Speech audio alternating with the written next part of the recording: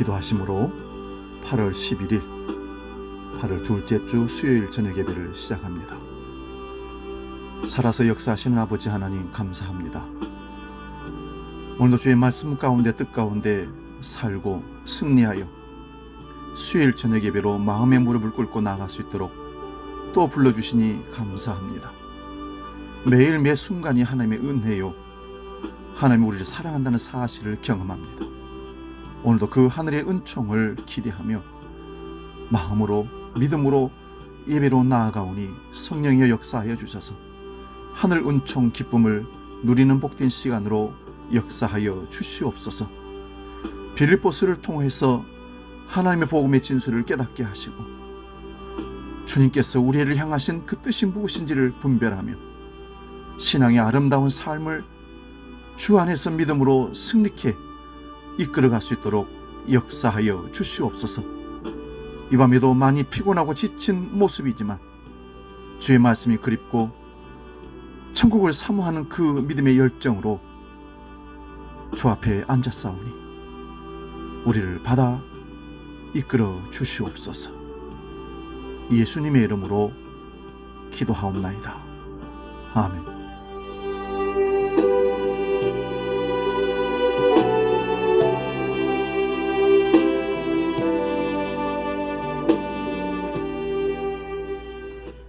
이 시간 우리 함께 찬양합니다. 복음 찬양 많은 사람들, 그리고 찬송가 316장 주의 나의 생명 함께 찬송하고 말씀 상고합니다.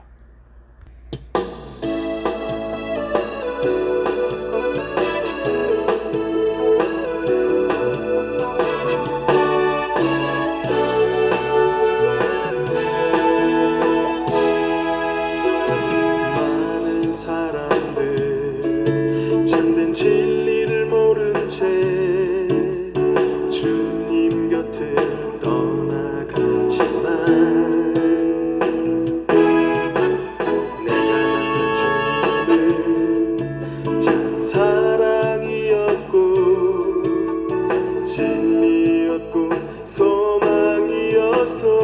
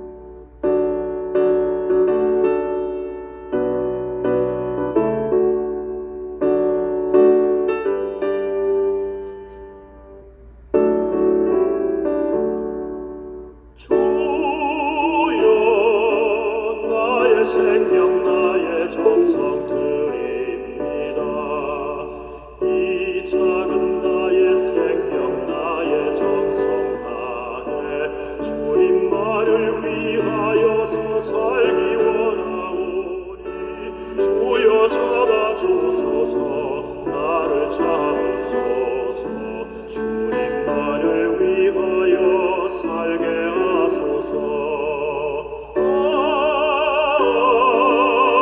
불같은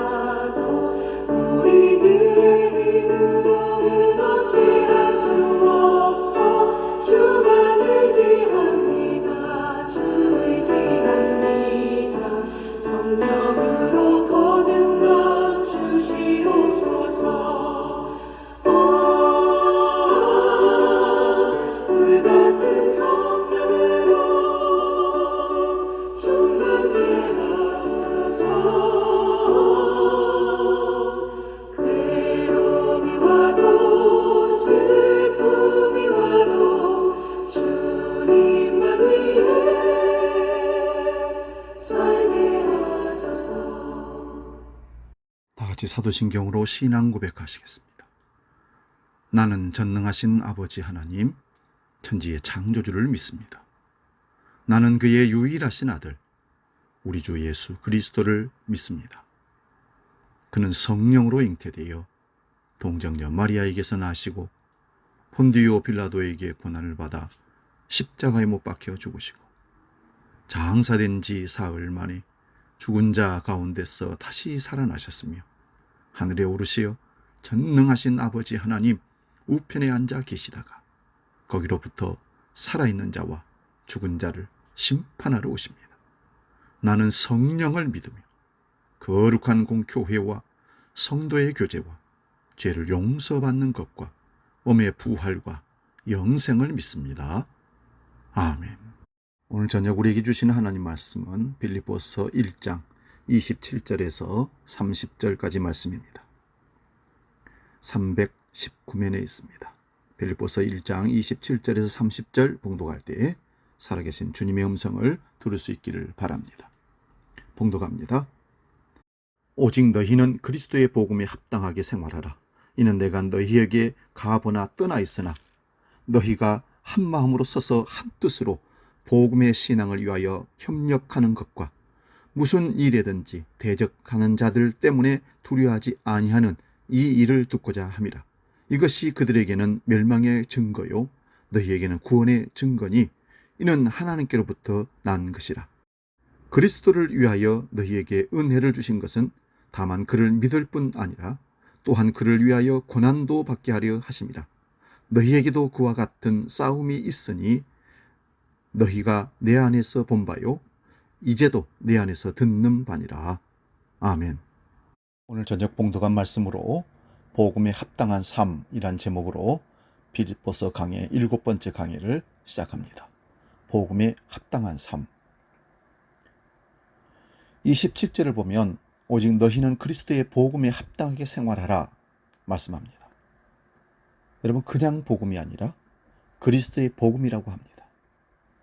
세상 사람들도 복된 소식, 좋은 소식을 복을 좋아합니다. 우리가 흔히 자녀들에게 혹은 명절에 덕담으로 사람들에게 복 많이 받아라, 새방 복 많이 받으세요 라는 말에 우리가 원하는 복은 거의 출세, 성공, 합격, 건강, 재물, 공부 잘하는 것입니다. 그런데 세상 사람들이 좋아하는 이 복과 성경에서 말하는 복, 그리고 복음의 내용에서 말하는 그 복음, 좋은 소식은 전혀 세상 사람들 말하는 그 복과 다르다는 것입니다. 여러분은 어떤 소식이 복음입니까? 합격했다는 겁니까? 승진했다는 소식입니까? 아니면 로또에 당첨된 겁니까? 아니면 로또 같은 아파트에 당첨된 소식이 복된 소식입니까? 그리스도의 복음이란 그리스도께서 성경대로 십자가에서 죽으시고 3일 만에 부활하신 것을 전하는 것입니다. 고린도전서 15장 4절에 그렇게 말씀합니다. 이것이 성도에게만 기쁜 소식입니다. 우리가 복 빌어주는 복은 하나도 안 들어 있습니다. 그런데 이것이 성도에게 복음인 이유는 그리스도의 죽으심과 부활은 혼자 죽으심과 부활이 아니라 그를 믿는 자는 함께 죽고 함께 살아났고 함께 하늘에 앉혀진 존재이기 때문에 우리가 기뻐하는 복이라는 것입니다. 이게 복음입니다. 에베소서 2장 3절에서 8절 말씀 제가 봉독합니다. 전에는 우리도 다 그 가운데서 우리 육체의 욕심을 따라 지내며 육체와 마음에 원하는 것을 하여 다른 이들과 같이 본질상 진노의 자녀이었더니 긍휼이 풍성하신 하나님이 우리를 사랑하신 그 큰 사랑을 인하여 허물로 죽은 우리를 그리스도와 함께 살리셨고 너희는 은혜로 구원을 받은 것이라.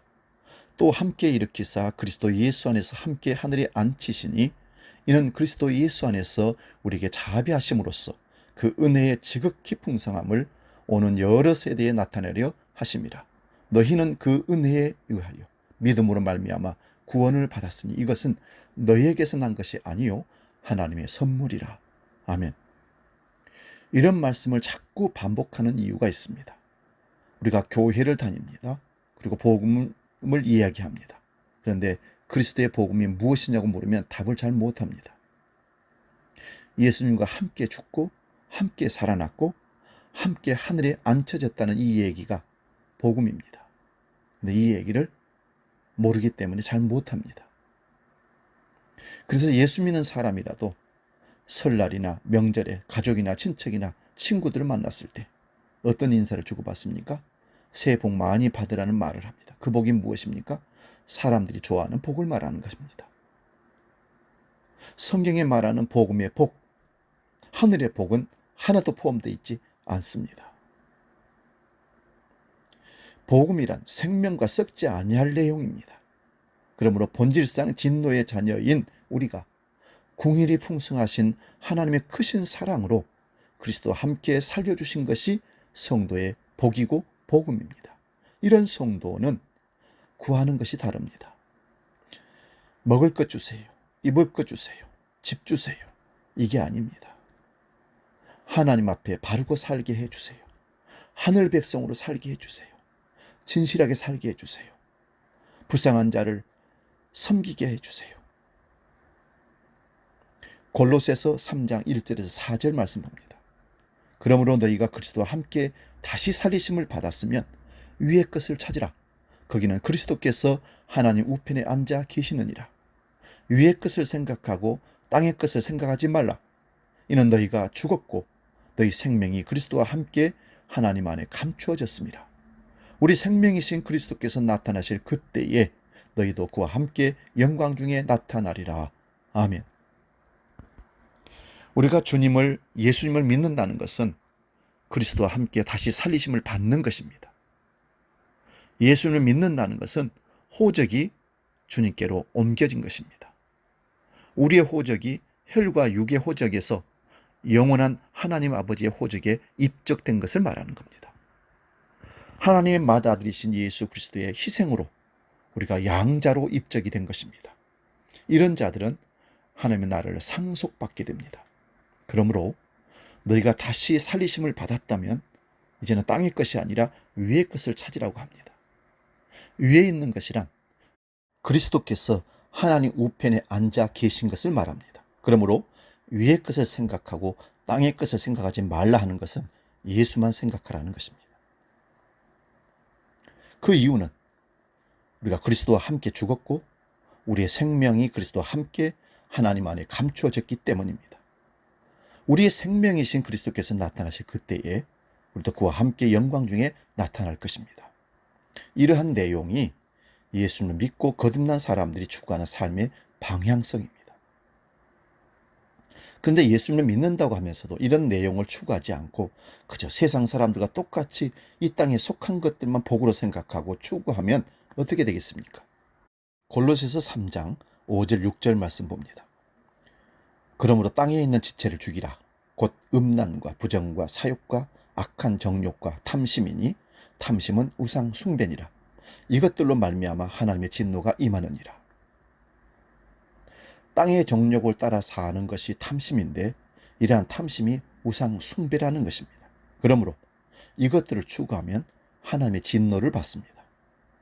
다시 오늘 본문 27절 말씀을 봅니다. 오직 그리스도의 복음에 합당하게 생활하라 합니다. 생활하라 하는 단어의 각주를 밑에 보면 시민 노릇하라고 되어 있습니다. 시민 노릇하라. 미국에 이민을 갔으면 미국의 법을 지키고 미국의 시민답게 살라, 그런 뜻입니다.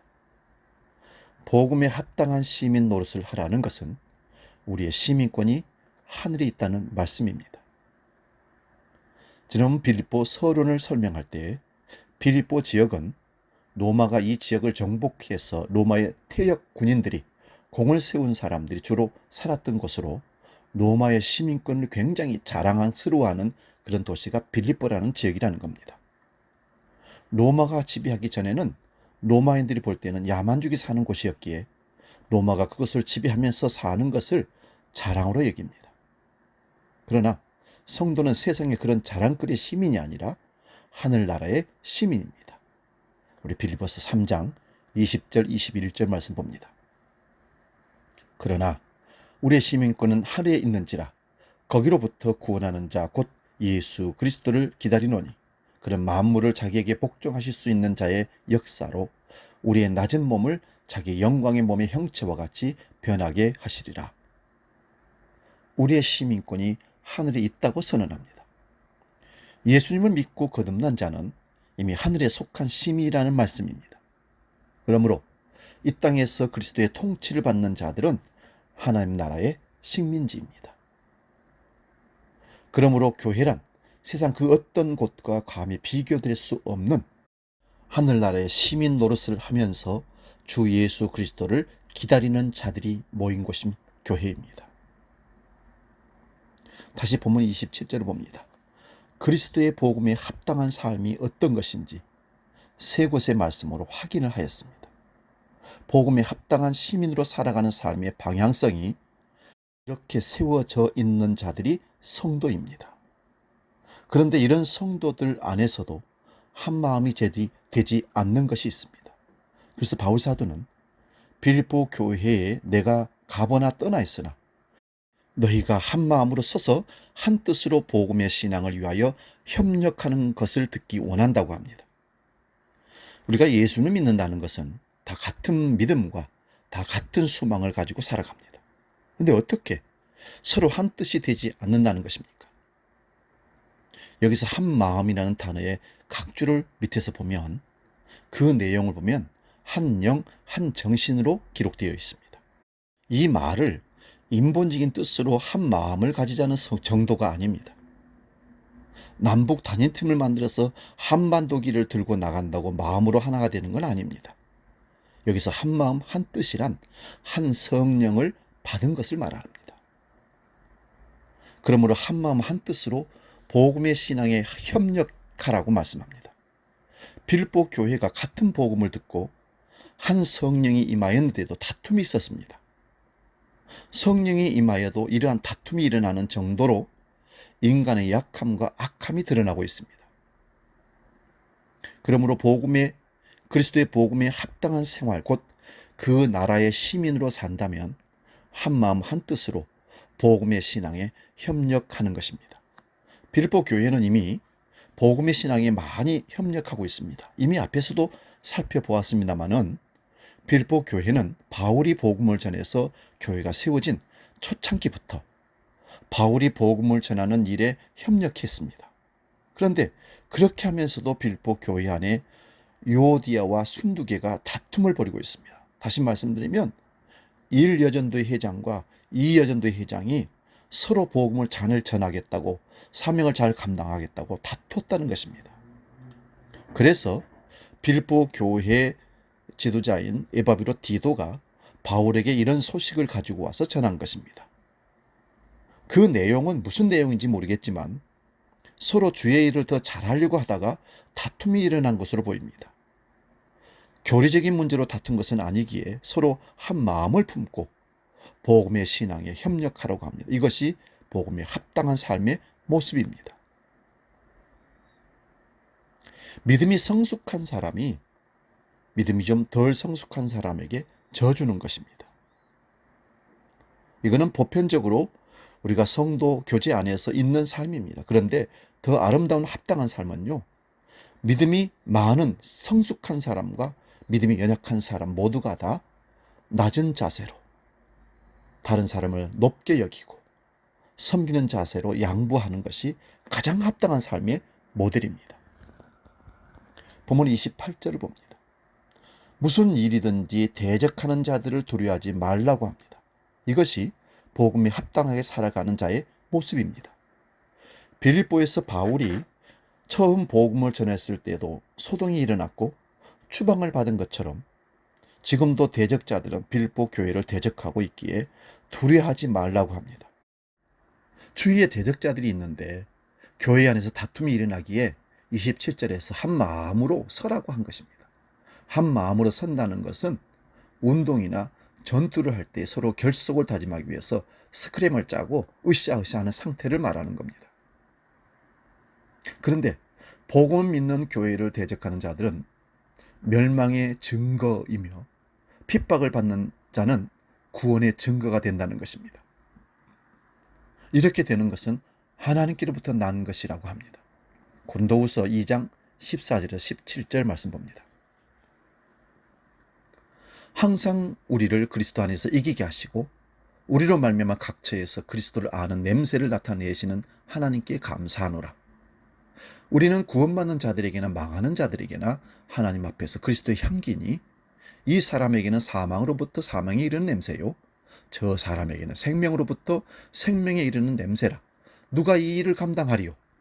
우리는 수많은 사람들처럼 하나님의 말씀을 혼잡하게 하지 아니하고 곧 순전함으로 하나님께 받은 것 같이 하나님 앞에서와 그리스도 안에서 말하노라. 아멘. 복음을 전하는 자로 하여금 그리스도 안에서 이기게 하시고 각처에서 그리스도를 아는 냄새를 나타내시는 하나님께 감사한다고 합니다. 여기 그리스도를 아는 냄새란 그리스도의 복음의 향기를 말합니다. 그런데 독이란 복음이 어떤 사람에게는 사망의 냄새가 되고 어떤 사람에게는 생명의 향기의 냄새가 된다고 합니다. 이것은 로마 장군이 전쟁에서 승리해 돌아올 때에 향기로운 꽃과 향수로 환영하는 무리를 보고 말했다고 합니다. 개선 장군에게는 승리의 향기가 되겠지만 패배한 구인들에게는 사망의 냄새가 되는 것입니다. 그러므로 복음을 혼잡하게 하지 않고 순전함으로 전하면 반드시 이러한 반응이 나오기 마련입니다. 어떤 사람에게는 생명으로, 어떤 사람에게는 사망으로 들립니다. 그러므로 그리스도의 복음은 한 가지입니다. 그런데 한 복음을 듣는데 어떤 사람에게는 사망의 냄새로 맡아지고 어떤 사람에게는 생명의 향기로 맡아지는 것입니다. 그러므로 복음이 사망의 냄새로 맡아지는 자들은 복음을 전하는 자나 복음을 믿는 자들을 핍박하게 됩니다. 그런데 생명의 향기로 맡아지는 자들은 복음을 전하는 자들이나 복음을 믿는 자들과 연합하여 하나가 될 것이라는 말씀입니다. 교회 안에서 반드시 이거 있습니다. 그러므로 복음을 대적하는 것이 멸망의 증거가 되고 복음으로 핍박을 받는 것은 구원받은 증거가 됩니다. 다시 말하면 예수를 제대로 믿으면 핍박을 받을 때 내가 구원받은 증거가 되는구나 믿으시면 됩니다. 그런데 우리에게 복음으로 인한 핍박이 있습니까? 하늘나라의 시민 노릇한 것으로 핍박을 받고 있느냐는 말씀입니다. 직장에서, 일터에서, 이웃과의 관계에서 예수 믿고 복음으로 잘 살고 있을 때 그들이 우리를 핍박하고 욕하는 경우가 있습니까?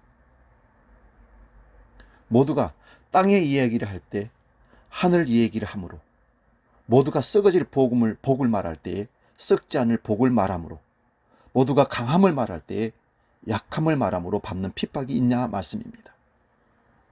그렇지 않다면 우리는 여전히 핍박받기를 싫어하여 눈치를 보고 세상 사람들과 함께 적당히 타협하면서 사는 것입니다. 본문 29절입니다. 그리스도를 위하여 우리에게 은혜를 주셨다고 합니다. 우리를 위하여 은혜를 주신 것이 아니라 그리스도를 위하여 주셨다는 것을 밑줄 그으십시오. 여러분, 하나님께서 우리에게 은혜를 베푸셨습니다. 그것도 우리를 위해서가 아니라는 거지요. 그리스도를 위하여 은혜를 주신 겁니다. 할렐루야. 우리는 늘 우리 중심으로 생각하기에 하나님께서 우리를 위하여 은혜를 베풀어 주셨다고 생각합니다. 그래서 나에게 좋은 일을 은혜로 생각하고 고난이 오면 은혜로 생각하지 않습니다. 합격하면 은혜라고 생각하고 좋은 일이라고 축복했다고 생각하고 떨어지면 고난이라고 생각하고 은혜가 아니라고 생각하는 겁니다. 왜 그럴까요? 우리 중심으로 생각하기 때문에 그렇습니다. 고난이 오면 내가 무엇을 잘못해서 오는지를 먼저 생각합니다. 이것이 아직 인과 율법주의에 사로잡혀 있는 모습입니다. 그런데 예수 그리스도의 복음을 듣고 믿음으로 인하여 고난이 오는데 이 고난도 은혜로 주어진 것이라는 말씀입니다. 우리는 흔히 아프면 고난을 주셨구나, 내가 뭘 잘못해서 이렇게 아픔을 주셨는가 보다 생각하는 경우가 있습니다. 이건 자기중심적 생각입니다. 하나님, 아픔을 주셨군요. 하나님이 나에게 은혜를 더하시려고 이 고난을 주셨군요. 왜 우리는 그것을 해석하지 못하고 받아들이지 못할까요? 우리는 흔히 믿음은 은혜로 주어지기에 예수는 믿음으로 구원을 얻는 것은 은혜이지만 그 이후에는 내가 얼마나 열심히 노력하느냐에 따라서 성화가 되고 세상에서도 복을 받고 하늘나라에서 상을 받는다고 생각하고 있습니다. 이건 착각입니다. 그런데 오늘 이 말씀을 보시면 아주 분명합니다. 믿음도 은혜로 주어지지만 고난도 은혜로 주어지는 것임을 믿으시기 바랍니다. 예수를 믿는 자들에게 고난이 주어지는 것이 은혜라는 말씀입니다. 왜 고난이 주어지는 것이 은혜입니까? 그리스도의 고난에 참여하는 자가 되었기 때문입니다. 그리스도의 고난에 참여된 자들이 부활의 영광에 함께 참여하기 때문에 그렇습니다. 묵시적으로 죽은 자로 간주하시지만 이 역사 속에서 내가 몸으로 사는 한 육체의 소욕과 성령의 소욕이 우리 몸 안에서 싸움이 일어나는 것입니다. 이 싸움의 과정에서 육체의 소욕이 꺾어지는 과정이 고난으로 오는 것입니다. 그래서 살아갈 소망조차 끊어지게 하심으로 죽은 자를 다시 살리시는 하나님만 의지하게 하시는 것이 성도의 고난입니다. 가난이, 때로는 아픔이, 시련이 모든 걸 끊어버리게 됩니다. 그럴 때 오직 하나님만 보이게 되는 겁니다. 이게 은혜 아닙니까? 돈을 얻고 하나님을 잃어버렸다면 그건 저주입니다. 그러나 돈을 잃고 하나님을 만나게 되면 그건 축복입니다. 본문 30절을 봅니다. 지금 빌립보 교회 안에 그런 싸움이 있다는 것을 말합니다. 너희 안에 있는 그 싸움이 이미 내 안에서 너희가 본 것이며 이제도 내 안에서 너희가 듣고 있다고 말합니다. 그러므로 빌립보 교회에 주어지는 대적들의 핍박으로 인하여 두려워하지 말고 복음의 신앙에 협력함으로 굳게 서라는 것입니다. 다시 말하면 함께 스크림을 짜고 으쌰으쌰 하자는 것입니다. 혼자는 힘드니까요. 예수를 믿는 것으로 인하여 환난이나 핍박이 오는 것을 이상한 일을 당하는 것으로 여기지 말라 합니다. 이것이 바르게 가는 신앙의 모습입니다. 그런데 번영의 복음을 전하는 교회에서 전해진다는 복음들은요, 사도들이 전한 복음과 다릅니다. 하나님을 잘 섬기면 만사 형통하고 하나님을 잘 섬기면 세상에서 성공하고 높아진다는 얘기가 대세를 이루고 있습니다. 분명히 예수님의 말씀과 다릅니다. 예수님의 사도들이 전한 복음과 다른 내용입니다. 그러므로 다른 복음입니다. 로마서 8장 15절에서 17절 말씀 봅니다. 너희는 다시 무수하는 종의 영을 받지 아니하고 양자의 영을 받았으므로 우리가 아빠 아버지라 부르짖느니라. 성령이 친히 우리의 영과 더불어 우리가 하나님의 자녀인 것을 증언하시나니 자녀이면 또한 상속자 곧 하나님의 상속자요 그리스도와 함께 한 상속자니 우리가 그와 함께 영광을 받기 위하여 고난도 함께 받아야 할 것이니라. 아멘. 우리가 복음을 듣고 예수를 믿는다는 것은 하나님의 양자로 입양되는 것이라고 앞에서 말씀드렸습니다. 그러므로 예수를 믿으면 양자의 영을 받았기에 예수님께서 아빠 아버지라고 부르신 그 하나님을 우리도 아빠 아버지로 부르게 됩니다. 이렇게 되는 것은 성령이 우리의 영과 더불어 우리가 하나님의 자녀인 것을 증언하는 것입니다. 이러한 자녀라면 상속자가 됩니다.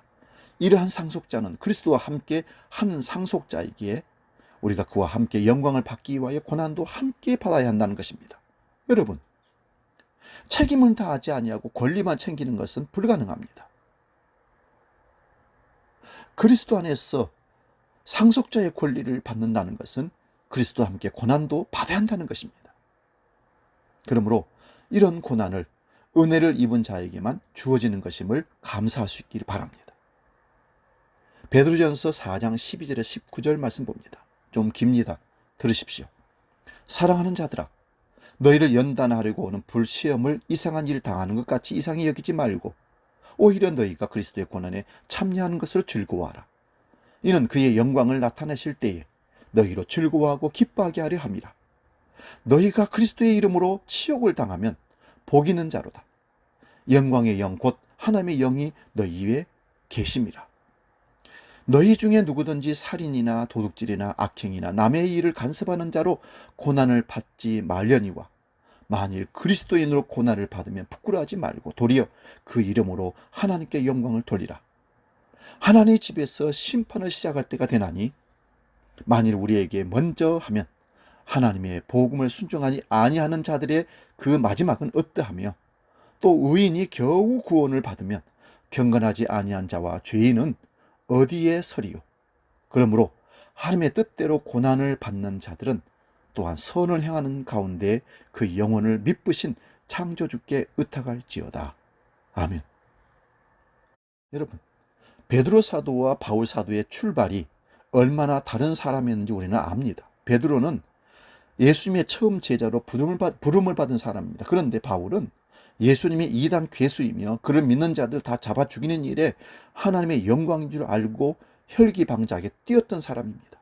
그런데 한 성령이 임하게 되니 이렇게 같은 말을 하는 것입니다. 바울이 복음으로 인한 고난을 말하는 내용이나 베드로가 복음으로 인한 고난을 말하는 것이 내용이 같다는 말씀입니다. 그러므로 심판이 이미 하나님의 집 곧 교회에서 먼저 시작되었다는 것은 우리가 복음의 선포를 통해 비복음적인 것들이 심판을 받습니다.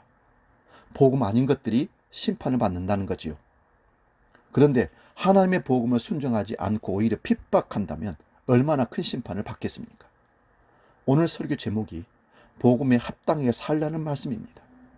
복음을 듣고 믿었다면 하나님 나라의 시민입니다. 하나님 나라의 시민답게 살라는 것입니다. 하나님 나라의 시민에 합당하게 사는 모습이란 한 성령을 받았기에 한 마음 한 뜻으로 복음의 신앙을 위하여 협력하라는 것입니다. 그리고 무슨 일이나 대적하는 자들 때문에 두려워하지 말라고 합니다. 그들이 대적하는 것이 멸망의 증거라는 겁니다. 그 자체가 심판이지요. 복음으로 핍박을 받는 것이 구원의 증거입니다.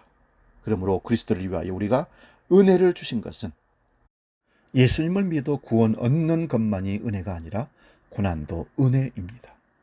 이러한 고난이 바울만이 아니라 모든 사도들과 성도들에게 동일하게 임하는 것입니다.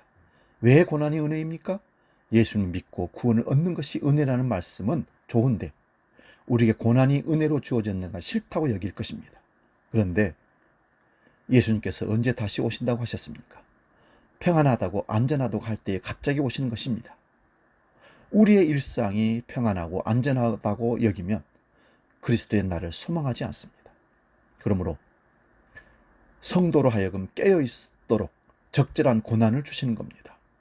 코로나를 주신 이유도 그렇게 해석해 봅니다.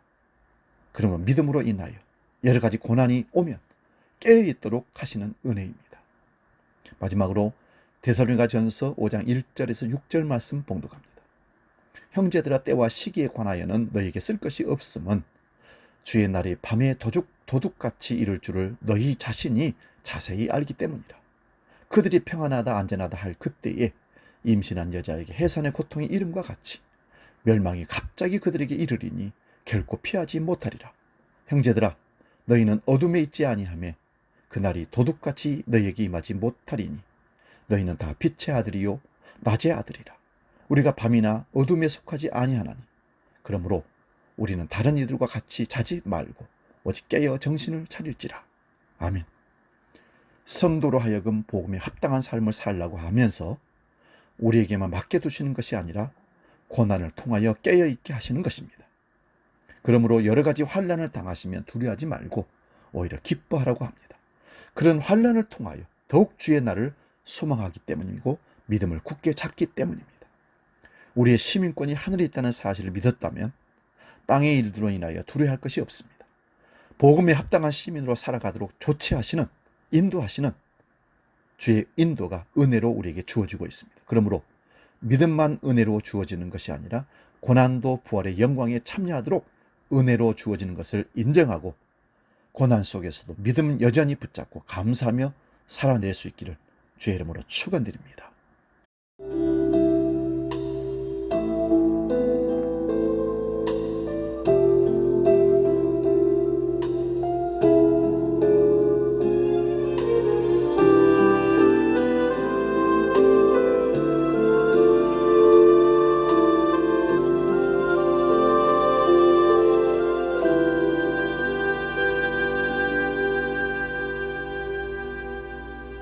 왜 나만 겪는 고난이냐고 불평하지 마세요. 고난의 뒤편에 있는 주님이 주실 축복 미리 보면서 감사하세요. 너무 견디기 힘든 지금 이 순간에도 주님이 일하고 계시잖아요. 남들은 지쳐 앉아 있을지라도 당신만은 일어서세요. 힘을 내세요. 힘을 내세요. 주님이 손잡고 계시잖아요. 주님이 나와 함께함을 믿는다면 어떤 역경도 이길 수 있잖아요.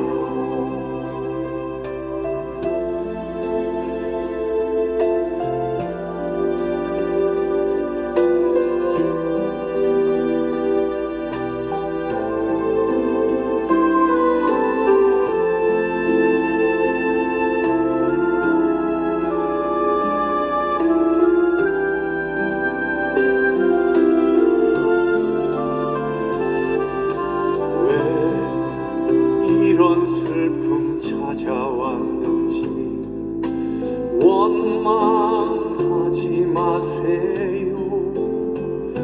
당신이 잃은 것보다 주님께 받은 은혜 더욱 많음에 감사하세요.